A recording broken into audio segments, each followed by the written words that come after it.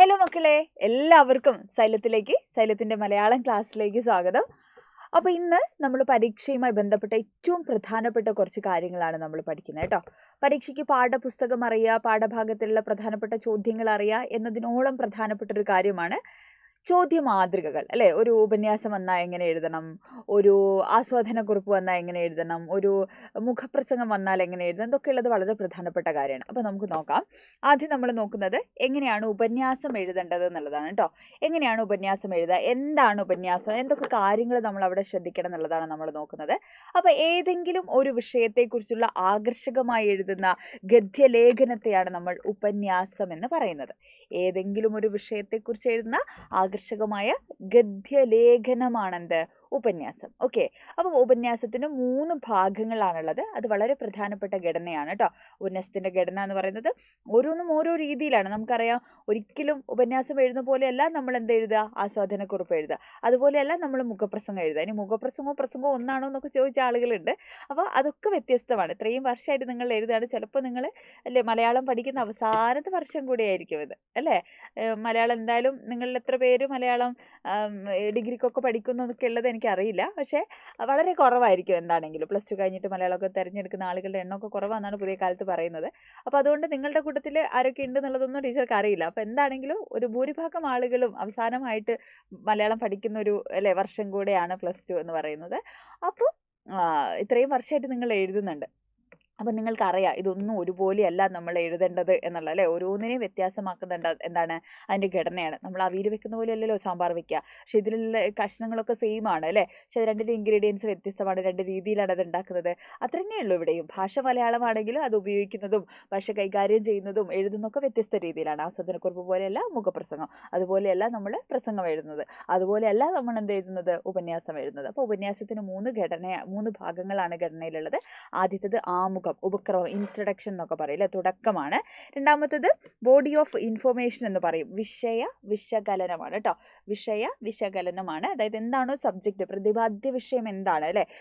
നമ്മൾ ഖണ്ഡികകളൊക്കെ തിരിച്ച് പാരഗ്രാഫൊക്കെ തിരിച്ച് വിഷയത്തെ ഭംഗിയിൽ എഴുതുന്നതിനെയാണ് നമ്മൾ വിശകലനം എന്ന് പറയുന്നത്. ഓക്കെ, ഇനി മൂന്നാമത്തെ ഘട്ടം അല്ലെങ്കിൽ ഘടന എന്ന് പറയുന്നത്, ഭാഗം എന്ന് പറയുന്നത് എന്താണ്, ഉപസംഹാരമാണ്, കൺക്ലൂഷൻ, അവസാനിപ്പിക്കുന്നതാണ്. ആ ഒരു നമ്മുടെ ഉപന്യാസത്തെ കൺക്ലൂഡ് ചെയ്യുന്നതാണ് ലാസ്റ്റ് പാരഗ്രാഫുമാണ് കേട്ടോ ഉപന്യാസം എന്ന് പറയുന്നത്.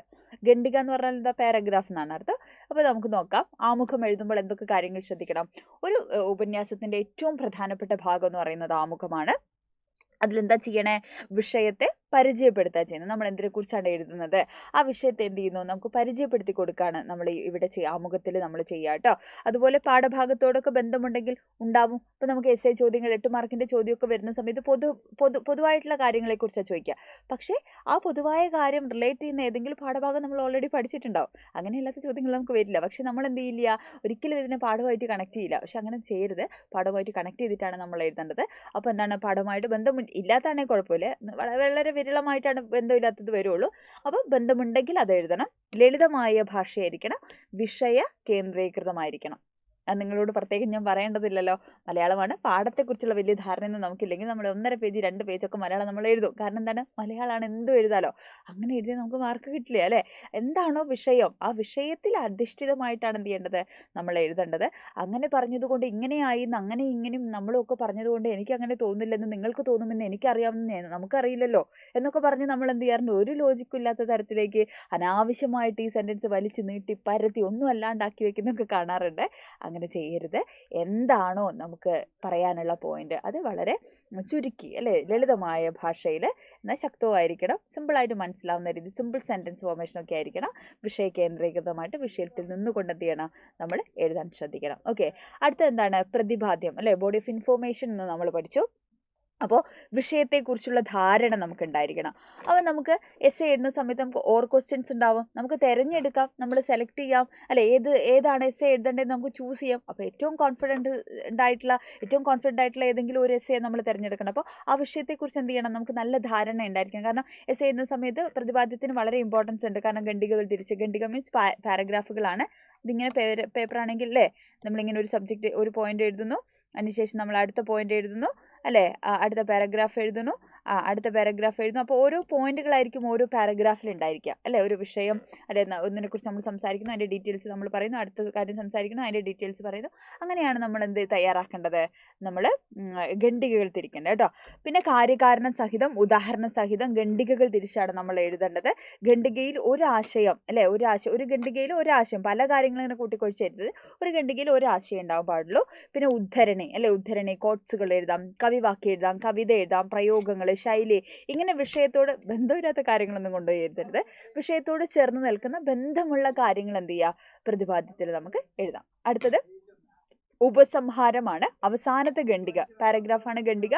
നമ്മുടെ സ്വന്തം അഭിപ്രായമാണ്, നമ്മൾക്ക് ആ വിഷയത്തെക്കുറിച്ചുള്ള, അത് ലാംഗ്വേജ് ആയതുകൊണ്ട് തീർച്ചയായിട്ടും നമ്മളുടെ വിഷയത്തിന് നമ്മളുടെ കാഴ്ചപ്പാടുകൾക്ക് പ്രാധാന്യമുണ്ട്. അപ്പോൾ എന്താണോ നമ്മളുടെ കാഴ്ചപ്പാട്, നമ്മുടെ വ്യൂ പോയിന്റ്, അതാണ് ഇവിടെ എഴുതേണ്ടത്. ഉപസംഹാരത്തിൽ എഴുതേണ്ടത് നിരീക്ഷണാത്മകമായിരിക്കണം, അപഗ്രഥനം ചെയ്യണം, നിഗമനം അല്ലെ, ശുഭപ്രതീക്ഷയോടുകൂടെ അല്ലെ, പ്രചോദനാത്മകമായ രീതിയിലാണ് എന്ത് ചെയ്യേണ്ടത്, നമ്മൾ ആ ഉപന്യാസം കൺക്ലൂഡ് ചെയ്യേണ്ടത്. ഓക്കെ, അപ്പോൾ ഇത്രയും ഘടകങ്ങൾ, ഇത്രയും കാര്യങ്ങൾ ഒരു ഉപന്യാസം എഴുതുമ്പോൾ നമ്മൾ ശ്രദ്ധിക്കണം. ഇനി നിങ്ങൾ ശ്രദ്ധിക്കില്ലേ, എന്തായാലും നമുക്ക് പരീക്ഷയിൽ വരുന്ന ഒരു ചോദ്യമാണ് കേട്ടോ ഉപന്യാസം. അപ്പോൾ അടുത്തത് നമ്മൾ ഘടന പാലിക്കുക, ഖണ്ഡികാകരണം പാരഗ്രാഫ് ധരിക്കുക, ശക്തവും ലളിതവുമായിട്ടുള്ള ഭാഷ, നല്ല കൈയക്ഷരം എന്ന് പറയുമ്പോൾ കൈയക്ഷരം മാറ്റാൻ നമുക്ക് പറ്റില്ല അല്ലേ, പക്ഷെ എന്ത് ചെയ്യാം, വൃത്തിയിൽ എഴുതാം. ഒരു പദം എഴുതി കുറച്ച് സ്പേസ് ഒക്കെ കൊടുത്ത് അല്ലെങ്കിൽ ഇങ്ങനെ കള കള ഗിള ഗിള അങ്ങനെ എഴുതാതെ കുറച്ച് വൃത്തിയിലൊക്കെ നമുക്ക് എഴുതാൻ ശ്രമിക്കാമല്ലോ അല്ലേ. പിന്നെന്താണ്, ഭാഷാപരമായിട്ടുള്ള ഭംഗി വേണം, ഉചിതമായിട്ടുള്ള പദങ്ങൾ, അർത്ഥമറിയാത്ത ചില പദങ്ങളൊക്കെ കുറച്ച് കിടക്കട്ടെ ഗാംഭീര്യമുള്ള വാക്കെന്ന് പറഞ്ഞാൽ ആ മൊമെൻറ്റിൽ ഉണ്ടാക്കുന്ന ആളുകളൊക്കെ ഉണ്ട്, അങ്ങനെയൊന്നും മണ്ടത്തരം കാണിക്കരുത്. നമുക്കറിയാവുന്ന അർത്ഥമുള്ള പദങ്ങളാണ് നമ്മൾ എഴുതേണ്ടത്. വിഷയാധിഷ്ഠിതമായിരിക്കണം, ഉദാഹരണ സഹിതം വിശകലനം ചെയ്യണം, വിഷയ കേന്ദ്രീകൃതമായിരിക്കണം, സ്വന്തം അഭിപ്രായ നിരീക്ഷണങ്ങളൊക്കെ എഴുതാൻ സാധിക്കണം. ഇനി മുഖപ്രസംഗവും എഡിറ്റോറിയലും അല്ലെ, നിങ്ങൾക്കറിയാം ഇത് രണ്ടും ഒന്നാണ് അല്ലേ, മുഖപ്രസംഗവും എഡിറ്റോറിയലും ഒന്നാണ്. അപ്പോൾ ഒരു പത്രത്തിൻ്റെ അല്ലെങ്കിൽ പ്രസാധകൻ്റെയോ എഡിറ്ററുടെ അഭിപ്രായത്തെയാണ് നമ്മൾ എഡിറ്റോറിയൽ പേജ് അല്ലെങ്കിൽ മുഖപ്രസംഗം എന്ന് പറയുന്നത്. എഡിറ്റോറിയൽ ഒരു പ്രത്യേക വിഷയത്തിലുള്ള അല്ലേ, ഒരു പ്രത്യേക വിഷയത്തിലുള്ള പത്രത്തിൻ്റെ നിലപാടുകളെ അല്ലെ, ആ പത്രാധിപരുടെ നിലപാടുകളെയാണ് എന്ത് ചെയ്യുന്നത്, ആ ഒരു എഡിറ്റോറിയൽ പേജിൽ നമ്മൾ കാണുന്നത്. പത്രത്തിൽ റിപ്പോർട്ട് ചെയ്തൊരു സംഭവത്തെക്കുറിച്ചാവാം, വാർത്തയെക്കുറിച്ചാവാം, എഡിറ്ററുടെ അഭിപ്രായം പ്രകടിപ്പിക്കാൻ വേണ്ടിയാണ് അത് ഉപയോഗിക്കുന്നത്.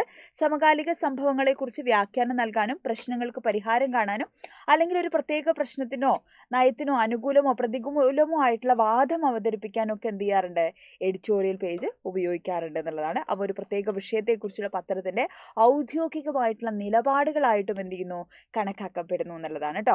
പ്രശ്നങ്ങളിൽ വ്യത്യസ്തമായിട്ടുള്ള കാഴ്ചപ്പാട് വായനക്കാർക്ക് ഉണ്ടാകും, നൽകുകയും വാർത്തയിൽ അവതരിപ്പിക്കുന്ന വിവരങ്ങളെക്കുറിച്ച് വിമർശനാത്മകമായിട്ട് ചിന്തിക്കാൻ അവരെ പ്രേരിപ്പിക്കുകയൊക്കെ ചെയ്യുന്നതാണ് എഡിറ്റോറിയൽ എന്ന് പറയുന്നത്. പത്രത്തിൻ്റെ ഉൾപേജിൽ ഇങ്ങനെ നേരെ ഒരു കോളത്തിൽ നമുക്കൊരു വാർത്ത കാണാം, അതിനെയാണ് എന്ത് പറയുന്നത്, എഡിറ്റോറിയൽ. ഇനിയിപ്പം മീഡിയ ഒക്കെ പഠിക്കാൻ വേണ്ടി പോകുന്ന ആളുകളൊക്കെ ഉണ്ടാവും അല്ലേ, അപ്പോൾ അവർക്കൊക്കെ ഇതൊക്കെ ഉപകാരപ്പെടും കേട്ടോ. അപ്പോൾ നമ്മൾ ശ്രദ്ധിക്കേണ്ട കാര്യം, ഉചിതമായിട്ടുള്ള തലക്കെട്ട്, എന്താണോ നമുക്ക് കിട്ടിയിരിക്കുന്ന സബ്ജക്റ്റ് അതുമായി ബന്ധപ്പെട്ടൊരു തലക്കെട്ട് ഉണ്ടാവണം, വിഷയം ഉൾക്കൊള്ളണം, സമൂഹത്തിൻ്റെ മനോഭാവത്തെ വിശകലനം ചെയ്യണം, കാരണങ്ങളും പരിഹാര മാർഗങ്ങളും അവതരിപ്പിക്കണം, വിഷയം ക്രമീകരിച്ച് അവതരിപ്പിക്കണം. അതായത് ഒരു ആദ്യ മധ്യാന്ത പൊരുത്തം, ഒരു ചിട്ടയിൽ അല്ലെ, തുടക്കം ഉണ്ടാവണം, വളർച്ച ഉണ്ടാവണം, ഒരു ഒടുക്കം ഉണ്ടാവണം, ഇങ്ങനെ ഒഴുകിയാണ് മുഖപ്രസംഗം പോകേണ്ടത്.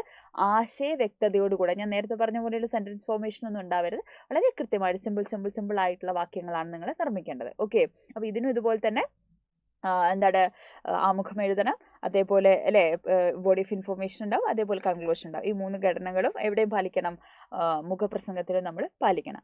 അടുത്തൊരു വലിയ ചോദ്യമാണ്, നിങ്ങളുടെ പ്രസംഗവും പ്രഭാഷണവും ഒന്നാണോ അല്ലെ, ഇത് തമ്മിൽ എന്തെങ്കിലും വ്യത്യാസമൊക്കെ ഉണ്ടോ എന്നുള്ളതാണ്.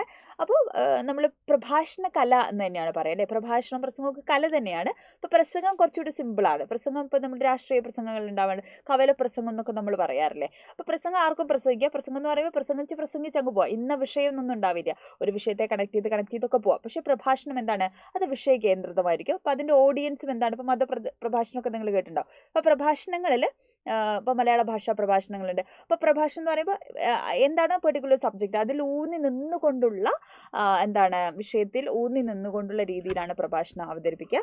അതുപോലെ എന്താണ്, നീതമായിട്ടുള്ള വിഷയത്തിൽ ഊന്നി അതിൻ്റെ ശ്രോതാക്കളും അത്തരത്തിലുള്ള ആളുകളായിരിക്കും, അത് കേൾക്കാൻ വേണ്ടി മറ്റേത് കഷ്ടപ്പെട്ട് കേൾക്കുന്നവരായിരിക്കും, പ്രസംഗം താല്പര്യമൊന്നും ഉണ്ടായിട്ടായിരിക്കില്ല. പക്ഷേ പ്രഭാഷണം എന്താണ്, ആ ഓഡിയൻസിന് അത് ഇഷ്ടമുള്ള ഒരു വിഷയമായിരിക്കും, അത് കേൾക്കാൻ താല്പര്യമുള്ള ആളുകളുടെ മുമ്പിലാണ് പ്രഭാഷണം അവതരിപ്പിക്കുക. അതുപോലെ ആധികാരികമായിരിക്കണം, ഗാംഭീര്യം, ഭാഷാപരമായിട്ടുള്ള പ്രത്യേകതകൾ, നല്ല വാക്കുകളൊക്കെ ഉപയോഗിക്കണം. പ്രഭാഷണമാണ്, മാന്യരെ എന്നൊക്കെ തുടങ്ങുന്ന ഒരു അഭിസംബോധനയൊക്കെ ആവശ്യമാണ്. പിന്നെ മിതത്വം, പിന്നെ ഗാംഭീര്യം, ഗൗരവം അല്ലെ, പക്വതയൊക്കെ ഈ ഭാഷയിൽ ഉണ്ടായിരിക്കണം അല്ലേ. അപ്പം നമ്മൾ എഴുതുന്ന സമയത്തും എന്താണ്, വേദിയിൽ അവതരിപ്പിക്കുന്ന സമയത്ത് നമ്മൾ ആലോചിക്കേണ്ട കാര്യം, പ്രഭാഷണം നമ്മൾ എഴുതുകയാണെങ്കിലും അത് വേദിയിൽ അവതരിപ്പിക്കുകയാണ് ചെയ്യുന്നത് അല്ലെ, അവതരിപ്പിക്കാൻ വേണ്ടി ചെയ്യണം. അപ്പോൾ ഇങ്ങനെ നമ്മൾ എന്ത് ചെയ്യണം, പ്രിയപ്പെട്ടവരെ എന്നൊക്കെ നമ്മൾ എഴുതണം അല്ലേ. നമ്മുടെ മുമ്പിൽ ആളുകൾ ഇരിക്കുന്നുണ്ട്, നമ്മളിങ്ങനെ പറയില്ലേ, വേദിയിൽ കയറുന്ന വേഗം നമ്മൾ പ്രസംഗിക്കോ അല്ല, ബഹുമാന്യരായ അധ്യാപകൻ അല്ലെങ്കിൽ പഞ്ചായത്ത് പ്രസിഡന്റ്, ഏത് വേദിയാണോ അതിനനുസരിച്ച് വേദിയിലിരിക്കുന്ന ആളുകളൊക്കെ നമ്മൾ എന്ത് ചെയ്യും അല്ലേ. അപ്പോൾ പ്രിയപ്പെട്ടവരെ എന്നൊക്കെ വിളിച്ചിട്ട് ഒരു കോമയൊക്കെ കൊടുക്കുക. എന്നിട്ടാണ് നമ്മൾ ഇങ്ങനെ എഴുതേണ്ടത്. അവസാനം എന്ത് ചെയ്യണം, ഒരു നന്ദിയൊക്കെ നമ്മൾ പറയണം കേട്ടോ. പന്നി എന്നല്ല, നന്ദി എന്നൊക്കെ നമ്മൾ പറയണം. അപ്പോൾ ഇതൊക്കെ ശ്രദ്ധിക്കുക, എൻ്റെ ഘടനയൊക്കെ ശ്രദ്ധിക്കുക. ഗണ്ടികൾ തിരിക്കണം, ആമുഖം അല്ലേ, വിഷയ അവതരണം വേണം, ആമുഖം ഉണ്ടായിരിക്കണം. പിന്നെ മഹത്വചനങ്ങൾ, സാമൂഹിക അല്ലെ, സമകാലിക പ്രസക്തിയെക്കുറിച്ച് ചോദിക്കുന്നത്, നിങ്ങൾ അറിഞ്ഞില്ലേ എന്നൊക്കെ, അങ്ങനെ പ്രഭാഷണമാണ് അല്ലേ, സംസാരിക്കുന്നതാണ്. അപ്പോൾ ആ രീതിയിലാണ് നമ്മൾ എഴുതേണ്ടത്. ആഹ്വാനം ചെയ്യുന്ന രീതിയായിരിക്കണം, പ്രചോദനാത്മകമായ രീതിയിൽ ഒക്കെയാണ് എന്ത് തയ്യാറാക്കേണ്ടത്, പ്രഭാഷണം നമ്മൾ തയ്യാറാക്കേണ്ടത്. പ്രസംഗം പലപ്പോഴും ചോദിച്ച് കാണാറില്ല, മിക്കപ്പോഴും നമുക്ക് പരീക്ഷയിൽ പ്രഭാഷണമാണ് നമ്മൾ ചോദിച്ച് കണ്ടിട്ടുള്ളത്. ഓക്കെ, അപ്പോൾ പ്രസംഗമായാലും ഈ രീതിയിലൊക്കെ തന്നെ എഴുതേണ്ടത്. അതായത് ഞാൻ പറഞ്ഞത് പ്രസംഗവും പ്രഭാഷണം തമ്മിലുള്ള ഒരു വ്യത്യാസം എന്ന് പറഞ്ഞു കഴിഞ്ഞാൽ, ഒന്ന് വിഷയത്തിൽ ഊന്നിയതായിരിക്കും, മറ്റൊന്നും അങ്ങനെ പരക്കെ പറയുന്നതായിരിക്കും. ഓക്കെ, അപ്പോൾ ഇത്രയും കാര്യങ്ങൾ ശ്രദ്ധിക്കുക. അപ്പോൾ ഈ ചോദ്യ രീതികളൊക്കെ പരീക്ഷയിൽ നിങ്ങൾക്ക് കാണും. അപ്പോൾ ഇനി ഏതൊക്കെയാണ് നിങ്ങൾക്ക് പഠിക്കേണ്ടത്, ഇങ്ങനെ ഷോർട്ട് വീഡിയോസ് ആയിട്ട് എന്തെങ്കിലുമൊക്കെ വേണോ നിങ്ങൾക്ക്, അതൊക്കെ മക്കൾ കമൻറ്റ് ചെയ്യണം. അടിപൊളിയായിട്ടിരിക്കുക, ഉഷാറായിട്ടിരിക്കുക. ലൈവുകളൊക്കെ വരുന്നുണ്ട്, എല്ലാ ലൈവുകളും കാണാം. മാക്സിമം ഫ്രണ്ട്സിന് ഷെയർ ചെയ്ത് കൊടുക്കുക കേട്ടോ. അപ്പോൾ ബൈ, നമുക്ക് വീണ്ടും കാണാം.